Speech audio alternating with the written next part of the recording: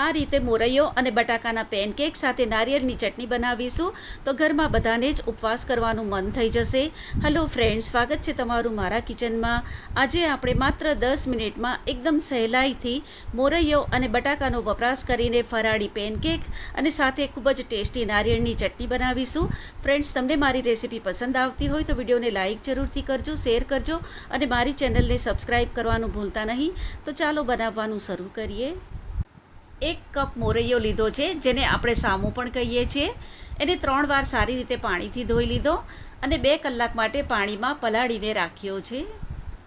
એ જ રીતે 5 કપ સાબુદાણા લીધા છે, એને પણ 3 વાર સારી રીતે પાણીથી ધોઈ લીધા અને સાબુદાણા ડૂબે એટલું પાણી નાખીને 2 કલાક માટે પલાળીને રાખ્યા છે અને સાબુદાણા સારી રીતે પલળી ગયા છે.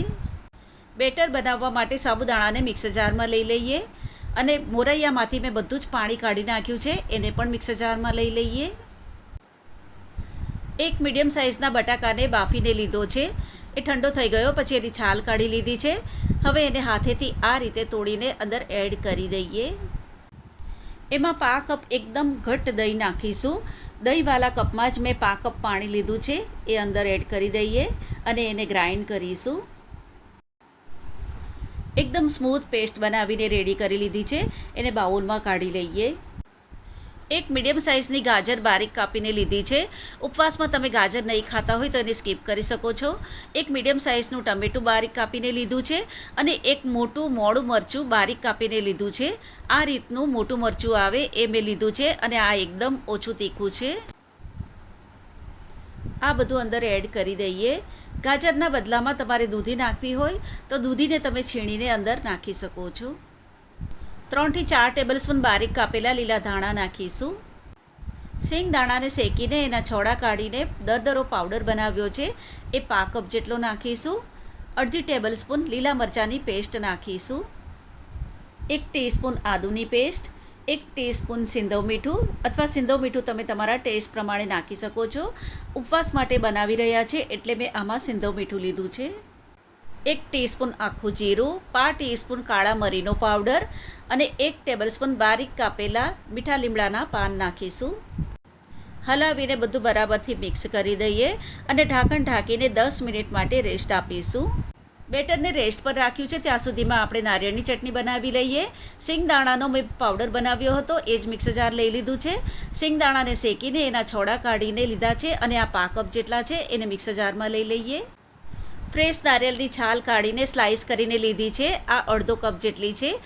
તમારી પાસે ફ્રેશ નારિયેળ નહીં હોય તો તમે સૂકા ટોપરાનું ખમણ નાખી શકો છો, જેને આપણે ડેસિકેટેડ કોકોનટ કહીએ છીએ.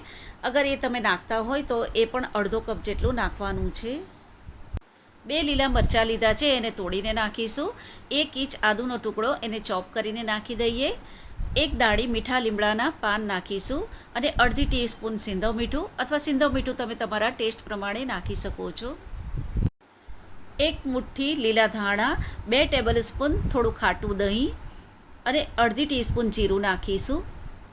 આને પહેલાં થોડું એમ જ ગ્રાઇન્ડ કરી લઈએ, પછી જેટલી જરૂર પડે એટલું પાણી નાખીને સ્મૂથ ગ્રાઇન્ડ કરવાનું છે. આમાં હું ખાંડ નાખવાનું ભૂલી ગઈ હતી તો 1/2 ટીસ્પૂન જેટલી ખાંડ નાખી છે. બીજું 1 ટેબલસ્પૂન ખાટું દહીં અને 5 કપ જેટલું પાણી નાખીને ચટણીને એકદમ સ્મૂથ ગ્રાઇન્ડ કરીને રેડી કરી લીધી છે. બેટરને રેસ્ટ આપ્યાને 10 મિનિટ થઈ ગઈ છે તો એને એકવાર બરાબરથી હલાવીને ફેટી લઈએ અને બેટર આટલું જ મીડિયમ ઘટ રાખવાનું છે. એમાં 1 ટીસ્પૂન જેટલો ફ્રૂટ સોલ્ટ નાખીશું. આ રીતની બોટલમાં પ્લેન ઈનો આવે એ મેં લીધો છે. જો તમારી પાસે ફ્રૂટ સોલ્ટ નહીં હોય તો તમે ખાવાનો સોડા નાખી શકો છો અને ખાવાનો સોડા નાખતા હોય તો 1/2 ટીસ્પૂન જેટલો નાખવાનો છે. તમે જોઈ શકો છો કે બેટર એકદમ સારી રીતે ફૂલી ગયું છે. પેનકેક બનાવવા માટે મેં આ રીતની એક નાની ફ્રાય પેન લીધી છે. એમાં 1 ટેબલસ્પૂન જેટલું તેલ નાખીને બરાબરથી એને ગ્રીસ કરી લઈએ.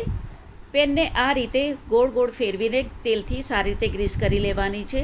બેટરમાં ફ્રૂટ સોલ્ટ નાખ્યા પછી તરત જ એના પેનકેક બનાવવાના છે તો 2 કડછી ભરીને બેટર અંદર પેનમાં નાખીને હલકા હાથે એને આ રીતે ફેલાવી લેવાનું છે. ઢાંકણ ઢાંકીને લો ટુ મીડિયમ ફ્લેમ પર કૂક કરીશું. લો ટુ મીડિયમ ફ્લેમ પર 3 થી 4 મિનિટ માટે કૂક કરી લીધું છે અને તમે જોઈ શકો છો કે ઉપરથી એ ડ્રાય થઈ ગયું છે અને જાળી પણ ખૂબ જ સરસ પડી છે.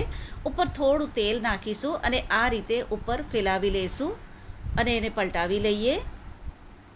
તમે જોઈ શકો છો કે કેટલો સરસ ગોલ્ડન બ્રાઉન કલર આવી ગયો છે અને બીજી બાજુથી પણ એને ધીમા તાપે કૂક કરીશું.